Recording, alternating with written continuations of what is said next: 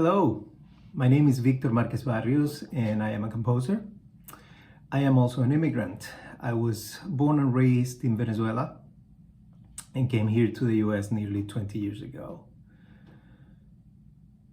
Many of you might be aware, but over the last decade or so, many Venezuelans have left the country because of terrible living conditions, scarcity of basic items, high rates of crime, violent crime.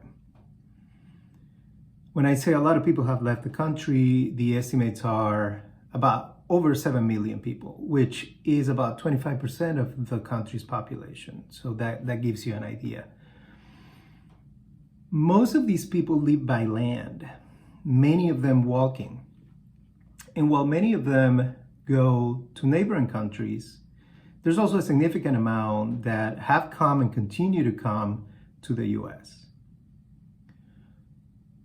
Now, Venezuela is in South America, so you can imagine how many borders these caminantes, these walking families have to cross. They walk for days carrying the very few items they were able to take with them. And they have to go through, well, lots of challenges, including the Darien Gap, El Tapón del Darién, which is this area, this territory between Colombia and Panama, that is just a deadly jungle. There's no path. This is the point at which the Pan American Highway stops. It's interrupted because there's no way to build. They haven't been able to build a road through that area.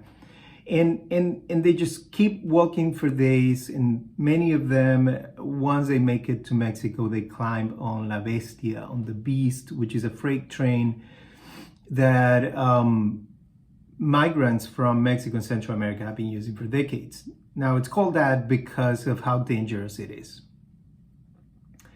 You can only imagine the level of threat. You can only imagine the lack of hope that these families need to feel in order to decide that this is the only option, that this is their only way out. And I say families because very often there are children involved. And as a father, as a human being, this absolutely breaks my heart when I hear these children being interviewed in news reports, and I hear their voices and how they're very hopeful. They're talking about their American dream. And all of this reality was in my mind when I was writing this piece. And so my intention was to both help raise awareness about these situation, this humanitarian crisis. And also, I wanted to sing a song of hope. I wanted to provide a song of healing. I want to sing a lullaby to these children. And I try to do both in this piece to encourage them to keep dreaming and to let them know that there's better days ahead. Thanks, everybody. I hope you enjoyed La Bestia, the Train of Death.